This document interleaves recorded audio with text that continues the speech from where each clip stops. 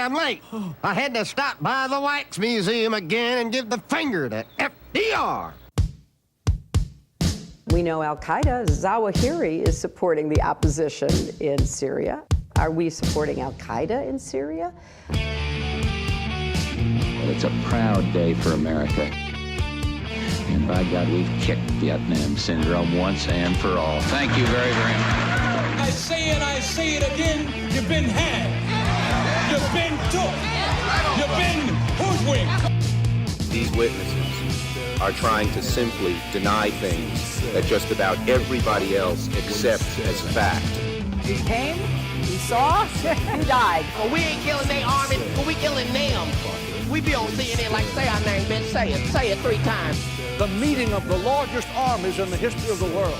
Then there's going to be an invasion. Okay, guys, on the line, I got the great Grant F. Smith from the Institute for Research Middle Eastern Policy. IRMEP, I-R-M-E-P, IRMEP.org. And what he does is he uses the courts to sue the government to make them release documents that show the reality behind the activities of the Israel lobby in the United States of America. Isn't that right about the best way to put it there, Grant? Welcome. That's a really good way to put it, Scott. Thanks for having me on again. Yeah, man, I like the work that you do. And conflict of interest here. This guy's my buddy and let me crash at his house when I was giving a speech in D.C. the other day. So hey, I owe him. I would have to pretend to like this article even if I didn't, but I do. That's a lot of coercive power, that couch. I mean, it's not a nice seriously. couch, but, you know. I slept like a baby. It was great. You know, yeah. But no, to me, it's just a great opportunity then to get you to talk about your work on the show. You wrote a bunch of books, including the Israelis stealing weapons-grade uranium from the United States and including all kind of interfering in U.S. trade policy and this, that, and the other thing, a whole string of them. Everybody check out his Amazon page. But this one is at antiwar.com. Israel and the $1 trillion 2005 through 2018 U.S. intelligence budget. 0 days. U.S. may have spent billions on cyber warfare to placate Israel. Well, I can't imagine America doing anything to placate Israel, but I thought 0 days was a skate video. No? No. It's really an excellent Alex Gibney documentary that came out in 2016 all about where Stuxnet came from and has a lot of really interesting quotes from intelligence officials, including a CIA director, NSA director, Hayden, about why Stuxnet had to be used and Israel's insistence that the U.S. Target Iran. So it's directly related to a lawsuit we filed in 2015, and some of the information that came out went right into a huge brief that was filed in federal court yesterday. So very related to some numbers we've been trying to get since 2015. Mm-hmm. Man, oh man. So, and this Hayden quote, I had forgotten because there's so many Hayden quotes in the world, but this Hayden quote is a really important quote. And it kind of lies at the heart of what we're talking about here. When you're saying had to, you kind of mean, I don't know, man. He's such a slippery SOB, but I guess it's against interest for him to say something like this. You take more or less this quote at face value. First of all, tell us what he said and then what you think of it. Sure. So within the documentary, Michael Hayden, after being very evasive with Gibney and his team, was talking about why the U.S. Felt compelled to ramp up and attack Iran via cyber warfare in a joint effort with Israel. And he says, quote, "Our belief was that if they," meaning Israel, "went on their own, knowing the limitations." No, they're very good, Air Force, all right, but it's small and the distances are great and the target's dispersed and hardened, right? So they would have attempted a raid on a military plane. We would have been assuming that they were assuming we'd finish that which they started. In other words, there would be many of us in government thinking the purpose of the raid wasn't to destroy the Iranian nuclear system, but the purpose of the raid was to put us, meaning the U.S., at war with Iran, unquote. And so this is a person they coaxed out to admit that the reason Stuxnet was launched, the reason the Iranian nuclear facility at Natanz was attacked with cyber weapons, was because the Israelis were threatening to attack Iran to suck the U.S. into conflict with Iran. And this is something other officials have mentioned. Larry Wilkerson's mentioned it. But then they also go on to quote some anonymous NSA officials, not only saying, yeah, that's exactly why, but that, quote, we spent hundreds of millions, maybe billions on it, unquote, meaning the cyber attacks on Iran, because otherwise the Israelis are going to suck the U.S. into war. So extremely damning, and I would say consistent information. And it really leads to the question of how much more secret aid are the Israelis actually getting out of the U.S. in the black budget? Yeah. Well, so let's get back to all the zillions of dollars in a second here. So I'm trying to remember back, because I know that we talked a lot about this, and all our former CIA officer friends like Phil Giraldi and Ray McGovern had a lot to say about this. And there was some real concern in the first Obama term, basically, that Netanyahu would launch a war in order to drag the U.S. into it. And I seem to remember that I was skeptical all along and thought that maybe they were bluffing, but then maybe I did fall for it too. I don't really remember. Somebody check the archives and tell me. But apparently this really worked on the Obama guys. Like, they really thought, with, you know, I guess the different leaks coming out of Israel, where the defense minister over there is really concerned that that Netanyahu's going to do something, and they're trying to dial down his rhetoric and this and that. I mean, because from outside, we all kind of thought that this was just good cop, bad cop kind of thing, rather than, you know, that I think I remember thinking that Obama was in on it with Netanyahu, that, like, look, you guys be worse than us, and we'll use that to manipulate them, right? No? Well, yeah, I mean, but when you go back through the headlines, 2010, 2011, you really do see a serious media campaign on the part of the Israelis, just going all out publicly, like, we don't know if we can be restrained much longer. Existential threat. Yeah. You know, Netanyahu at the UN. Oh, you know, you guys, long silent stares at UN members saying, you don't care, so we're going to have to take care of this ourselves. So seemed like a credible threat to me, but what's extremely interesting is these were peak years. 2010, the U.S. intelligence budget was $80.1 billion. 2011, 78.6. 2012, 75.4. So, you know, mysteriously, there are all these huge increases in the intelligence budget. And now we have this very full documentary of massive amounts of money flowing out of the treasury to this unit 8200 in Israel.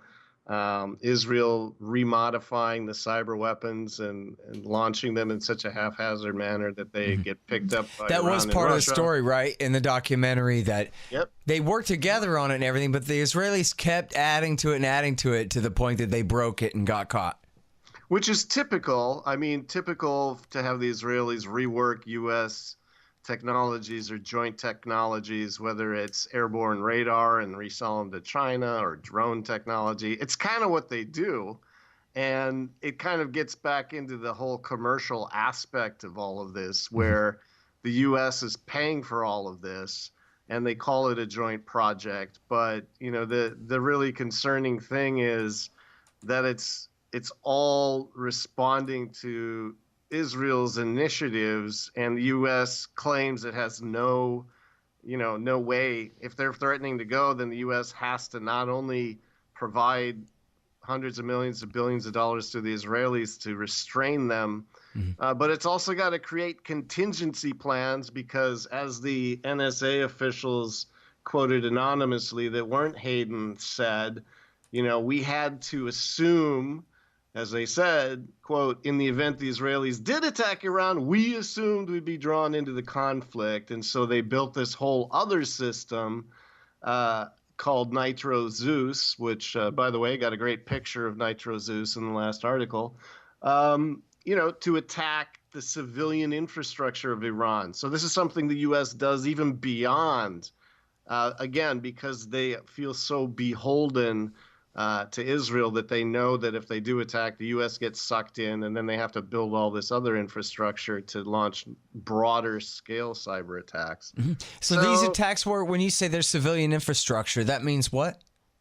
That means power grids, transportation, communication, financial systems, water, energy. It means everything. And this is the attack that wasn't launched, but which was developed and ready to go in case the Israelis went ahead and attacked anyway, because the U.S. wanted to make sure none of the planes would be shot down, wanted to disrupt military communications, but also disrupt the economy so severely that Iran would be left in a shambles. They apparently did not launch that attack, but U.S. taxpayers paid for it. Hey, you guys, if you're good libertarians, go ahead and submit articles to the Libertarian Institute. Maybe I'll run them. You can find out all the submission guidelines there at libertarianinstitute.org. So I did quit Twitter, not because they banned me for a week, but because I've been trying to quit anyway. I've got a lot of book reading done, and now I'm writing another one here. And so I'm glad to be done with that. But I am still on Reddit, but it's a private Reddit group. Tom Woods convinced me to do it. He wanted me to do Facebook, but it's on Reddit. Anybody who donates more than $5 a month by way of PayPal or patreon.com/Scott Horton Show, or whatever you want, send a check. You get access to the private Reddit group at r/Scott Horton Show. And we got about 90-something people in there now, and it's a good little group. And so I spent some time in there if you want to check that out. Well, in my day, Bumblebee was a Bumblebee and not a Camaro. And so I never heard of Nitro Zeus. But I did click on it and see the cool picture that you're talking about. Well, he's a Decepticon, huh? Yeah, he's one of the so-called bad ones of these things. So, but it's an apt metaphor, because apparently over at NSA they have this new cadre in its cyber command of young hacker types who had all these toys in their cubicles. And so when they had to come up with a name for this attack on civilian, or this contingency plan to attack civilian infrastructure, that was the name they gave it. Mm-hmm.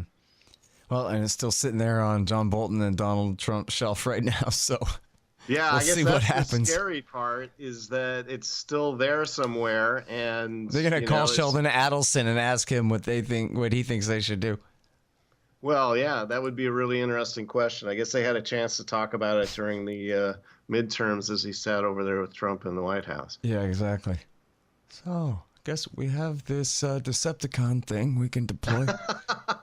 Well, I guess the one thing, though, that I think this whole thing raises, and, I saw this in the Washington Examiner, where they had long-term seeker of secrets, Stephen Aftergood of the Federation of American Scientists, this utter ignorance about this giant secret budget. And he basically, he does the same thing. He gets the entire intelligence agency budget, both the military side and the national intelligence side, every year, because he first started out suing the government for them, and they finally just said, it's not worth it, just give them the numbers.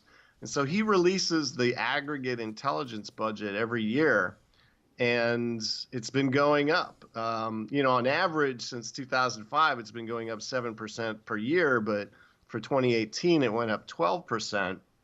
And he claims, pretty much ignorance about, where does all this money go? What could account for the increase? And, well, obviously something's going on. So maybe there is a new ramp up with a new secret finding to attack somebody. And so I would say this is a leading indicator that maybe someone's up to no good again. Yeah, sure sounds like it could be. Well, and so now when Snowden leaked the black budget and the Washington Post published it, did it coincide, and basically verify whatever they had been giving Aftergood? Do you know? Well, he leaked. Yeah, what he did that was good. The overall budget was already, it was known as $67.6 billion. He leaked in 2013, though, interesting things, such as the fact that the CIA budget was $14.7 billion. And so for the Is first that all? time... Maybe they are dependent on Afghan heroin. It seems like they would have a lot bigger budget than that. Why do they need it, Scott? As you said in your new favorite book about Donald Trump, you saw that part where they shook down the Saudis for $4 billion for Syria operations. I mean, it looks like they do a lot of things to get money, just like they did in the Iran-Contra affair, where they shake down a foreign government for their budget. So, you know, it's not that low if you consider that apparently, again, according to this new book, Fear, about the Trump administration, it looks like they're just following the Reagan playbook, where they shake down other governments and all the money stays offshore. So, well, the Reagan playbook was sell cocaine to the people of Florida, Arkansas, and California to pay for the death squads in El Salvador and Nicaragua. That's what Gary Webb uncovered to some extent, although he backed away from saying they were doing it purposely. But I think our friend Ray McGovern was saying, yeah, of course they flew stuff around in Southeast Asia. Hey, man, there's a new movie that came out last year with Tom Cruise as Barry Seal. Oh, really? Flying all the cocaine into Bill Clinton's Arkansas. Catch up with the times, man. Haven't you ever read Compromised, Clinton, Bush, and the CIA? I'm still working my way through the politics of heroin. So I'm way behind. I'm reading old books about this. But there you go, man. There's a tome. Yeah. When I finish that, I'll jump on the Tom Cruise. But no more about Israel. And the thing here is Bamford, and I'm pretty sure you must have read The Shadow Factory by Bamford, where he talks all about the Israeli companies getting the contracts for all the software that runs everything for the NSA. Right, Amdocs, Infosys, all of those. And Verint and all this. And he showed how when they're doing more or less the exact same job for the Australians caught them with their giant backdoor and everything. And and then, of course, there's the Guardian story from the Snowden documents that the New York Times never even made reference to ever. I mean, and there's no forgiving that in the scheme of things and the way it works in the media and all that for those of us who read these people all the time this way. The Guardian story, even though they broke it, it was big enough that the Times was obligated to cover it too. That the NSA gives their entire haul to the Israelis daily, everything, which is everything. That was Snowden when he was saying that it's unsanitized info on Americans, which is, it really is terrifying. I mean, there's been enough news with this new documentary, which, by the way, everybody needs to watch, the leaked Al Jazeera documentary that was produced in 2016 and supposed to be released about the operations of the Foundation for the Defense of Democracy and the Israel Project, but they are heavy into social media monitoring and using all sorts of advanced monitoring as well. So you've got the Israelis, you've got their domestic cutouts, all trying to achieve their goals through what amounts to basically cyber espionage, not necessarily cyber warfare, but as is proved by this affair, it's not a very large step to go from one to the other. Mm-hmm. Well, thank you so much for bringing up the lobby documentary there. I could swear I wrote that down in my notes somewhere, but it's not in your category where it belongs here. But it's such an important thing, and I really hope people look at it. It's at Electronic Intifada is who's leaked it here. And so check out their website, Electronic Intifada, and it's in 4 parts, which I guess it's like really 2 parts divided in 4 or something anyway. But it's really, really worth looking at, because here's what happened in here was they got a young Jewish British peacenik to go undercover to join the essentially right-wing nationalist Israel lobby in the United States as an undercover reporter, and to the nth degree. I mean, Greg Palast, eat your heart out when it comes to secret recordings of people discussing their nefarious business. I mean, this is some this is some really stellar journalism here. I mean, this is really good stuff. Pulitzer Prize winning stuff on the activities of the lobby in America against Congress and against American students, 22-year-old kids who are just trying to stick up for Palestinians' rights, being all smeared and attacked as a bunch of genocidal Nazis and God knows what. And it's just incredible. And so, and the whole thing is out now. They had a few little stories coming out, but now the whole thing is out, and every one of us can watch the whole thing and can share it on Facebook and Twitter and whatever, and with our family and friends, and show everyone this thing. Because, man, it's a window into a reality that you do not get to see on 60 Minutes. Right. There's no American media that would ever dare to do what they did. Oh, man, they just killed it. It's going to be online for very long either, so people should watch it when they can. The Daily Motion's hosting it, YouTube, but with the way things are going with the shutdown of social media, people should not expect that this will be available ad infinitum. So they really need to watch it now. And the thing you forgot to mention is the pipeline from the Israel Project right into the Washington Post. Right. Oh, yeah, exactly. That's actually in my notes. Yeah, for sure. And how they just outright brag about it. Yeah, put anything we want into the Washington Post. So, it's... Including let's destroy a senator by calling him a Nazi. Yeah, exactly. So which is, I mean, come on. What are they talking about?